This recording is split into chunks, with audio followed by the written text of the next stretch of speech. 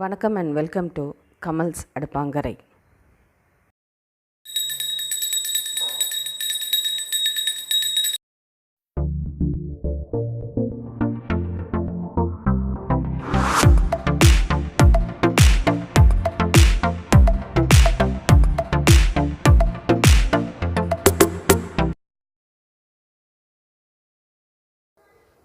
இப்போ இது நம்ம ஹோம்மேட் சோயா மில்க் எப்படி பண்ணுறதுன்னு பார்க்கலாம்.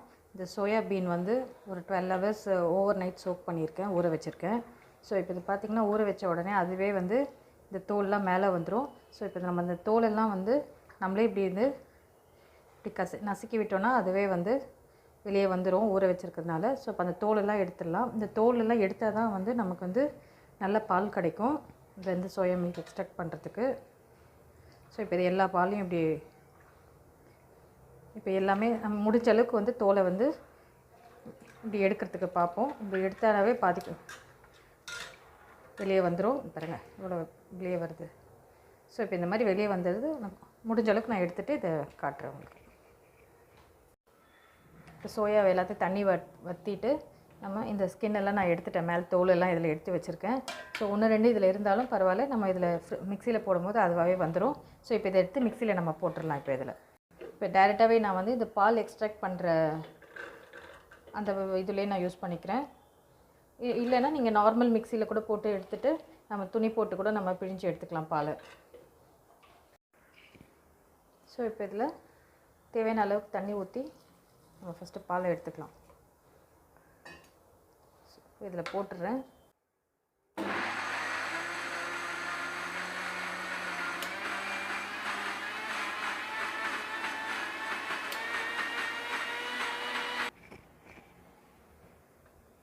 இப்போ நம்ம எடுத்துருக்க பாலை ஃபில்டர் பண்ணிக்கலாம்.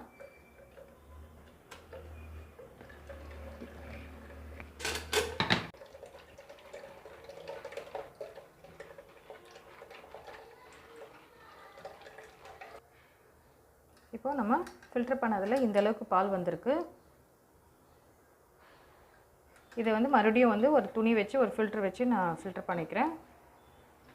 அப்போ தான் இன்னும் நல்லா நமக்கு ஃபைனாக வந்து பால் கிடைக்கும்.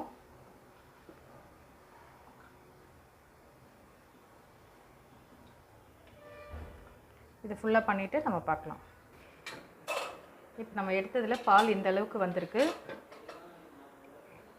ஸோ இப்போ இதை மெஷர்மெண்ட் பண்ணி காட்டுறேன். ப்ளஸ் இது வந்து இந்த வேஸ்ட் வந்து இவ்வளோ தூரம் கிடச்சிருக்கு. இது வேஸ்ட் இல்லை, இதை வச்சு நம்ம ரெசிபி பண்ணலாம். இதுதான் வந்து ஓக்ரான்னு சொல்லிட்டு இந்த எக்ஸ்ட்ராக்டுக்கு பேர் ஓக்ரான்றாங்க சைனீஸில். ஸோ நம்ம இதில் என்ன ரெசிபி பண்ணலான்றதை பார்க்கலாம். இதில் ரெசிபி பண்ணுறதா இருந்தால் ஒரு ஏர்டைட் கண்டெய்னரில் போட்டு நீங்கள் ஃப்ரீசரில் போட்டுருங்க. ஒரே நாள் பண்ணுறதா தான் ரெஃப்ரிஜரேட் பண்ணுங்கள். 2 நாள் 3 நாள் ஆகும்னா ஃப்ரீசரில் போட்டுருங்க. ஸோ மேக்ஸிமம் 3 to 4 டேஸ்க்குள்ளே இந்த ரெசிபி பண்ணிடலாம். நான் இதை பண்ணிவிட்டு உங்களுக்கு அடுத்த போஸ்ட்டில் காட்டுறேன் நான் இதில் என்ன ரெசிபி பண்ணுறேன்ட்டு. இப்போது இந்த கப் வந்து 250 ml. ஸோ இப்போ இந்த கப்பில் வந்து நமக்கு எவ்வளோ பால் வருதுன்றது மெஷர்மெண்ட் காட்டுறதுக்காக நான் இதில் எடுத்து விடுறேன். இதில்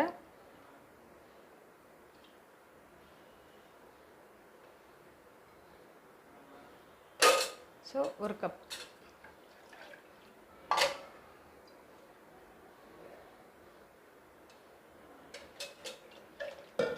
2 கப்,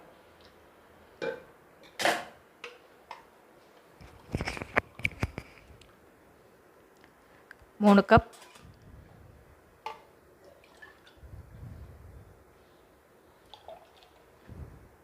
4 கப், 5 கப். இப்போ இதில் நம்ம ஒரு 5.25 கப் அளவுக்கு இது ஒரு அடி கனமான பாத்திரம் எடுத்துக்கோங்க. நான் இப்போ இது ப்ரெஷர் பேன் எடுத்து வச்சுருக்கேன். ஸோ இப்போ இந்த பாலை ஊற்றிடலாம்.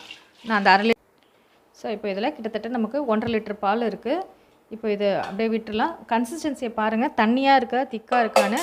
கொஞ்சம் திக்காக இருந்ததுன்னா இன்னும் கொஞ்சம் ஒரு கிளாஸ் அளவு கூட தண்ணி விட்டுக்கலாம் நம்ம. ஸோ இப்போ நான் கரெக்டான தண்ணி விட்டுருக்கிறதுனால இப்போ நான் வந்து இந்த பாத்திரத்தை அலசி ஊற்றி கரெக்டாக 1.5 லிட்டருக்கு கொண்டு வந்துட்டேன். அந்த ஒரு கால் கம்மியாக இருந்தது இல்லையா, ஸோ அதை 1.5 லிட்டருக்கு நம்ம பால் எடுத்துருக்கோம். ஸோ இப்போ இதை பற்ற வச்சிடலாம். இப்போ இது ஐலே வச்சு கிளறி விடுங்க. இது ஆகிற வரைக்கும் இல்லை, கொஞ்சம் சூடாகிற அளவுக்கு நம்ம இதை வச்சுக்கலாம். இந்த பாலை காய வைக்கலாம். ப்ளஸ் மேலே வந்து கொஞ்சம் ஃபோம்ஸ் ஃபார்ம் ஆகும். அந்த ஃபோம்ஸ் அப்பப்போ கொஞ்சம் ரிமூவ் பண்ணிடலாம். அதே சமயத்தில் கொஞ்சம் அடி பிடிச்சிச்சின்னா பால் வந்து இந்த பாலோட டேஸ்ட் டோட்டலாக சேஞ்ச் ஆகிடும். ஸோ நம்ம இதில் விட்டுட்டோன்னா பாலை வந்து கொஞ்சம் கலரிட்டே இருக்கணும். கீழே வந்து அடி பிடிச்சிச்சின்னா அந்த பர்னிங் ஸ்மெல் வந்து பால் குடிக்க மாட்டாங்க. சோயா மில்க் வந்து நம்ம நார்மல் பால் மாதிரி இருக்காது. இதில் கொஞ்சம் ஃப்ளேவர்லெஸ்ஸாக இருக்கும், டேஸ்ட்லெஸ்ஸும் கொஞ்சம் கம்மியாக இருக்கும். But it is very health. நம்ம அதுக்காக தான் நம்ம வீட்டிலேயே வந்து சோயா மில்க் எடுக்கிறோம். ஸோ இப்போ அதை வந்து நம்ம கலரிட்டே இருக்கலாம். கீழே அடி பிடிக்காமல் பார்த்துக்கோங்க. ஹைலே வைங்க. கொஞ்சம் நல்லா லைட்டாக கொதி வந்தோடனே அப்புறம் சிம் பண்ணிக்கலாம். ஸோ இப்போ இந்த மாதிரி பால் பொங்க வரும்போது இந்த மாதிரி ஃபோம்ஸ் ஃபார்ம் ஆச்சுன்னா அந்த ஃபோம்ஸ் மட்டும் எடுத்துருங்க. அதை எடுத்துட்டாவே கொஞ்சம் பால் நல்லா கொஞ்சம் டேஸ்ட் கொடுக்கும். ஸோ இந்த மாதிரி கட்டுறதெல்லாம் அப்படியே எடுத்து ரிமூவ் பண்ணிவிடுங்க அந்த ஃபோமை. பால் வந்து கிட்டத்தட்ட 20 to 30 minutes கொதிக்க விடுங்க சிம்மில் வச்சுட்டு பொங்கு வந்த பிறகு. ஏன்னா அப்போ தான் கொஞ்சம் இந்த இதில் பாலில் இருக்கிற பச்சை ஸ்மெல் எல்லாமே கொஞ்சம் போகும் நல்லா. ஸோ நம்ம விட்ட பால் கிட்டத்தட்ட 25 minutes கிட்ட இது பாயில் ஆகிடுச்சு. பார்த்துக்கோங்க. இப்போ இந்த அளவுக்கு நமக்கு கன்சிஸ்டன்சி கிடச்சிருக்கு. ஸோ இப்போ இதை வந்து நம்ம சோயா மில்க் டைரெக்டாக நம்ம குழந்தைங்களுக்கு சுகர் போட்டோ இல்லை பனக்கற்கண்டு போட்டு எது வேணாலும் போட்டு நம்ம சர்வ் பண்ண ஆரம்பிச்சிடலாம் குழந்தைங்களுக்கு.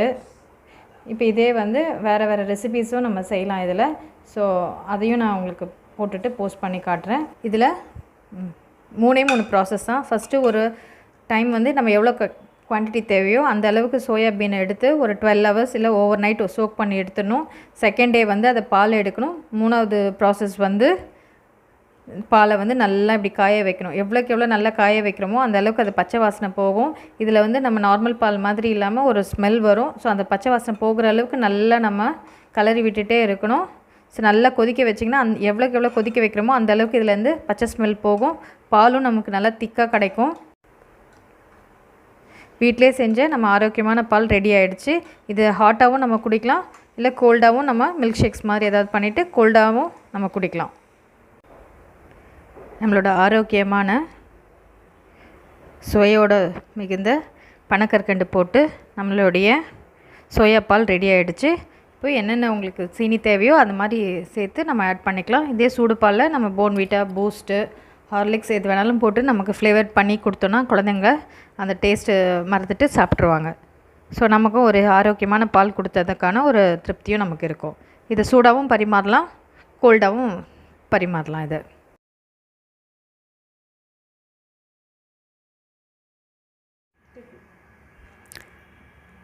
இந்த வீடியோ உங்களுக்கு பிடிச்சிருந்தா சப்ஸ்கிரைப் பண்ணுங்கள்.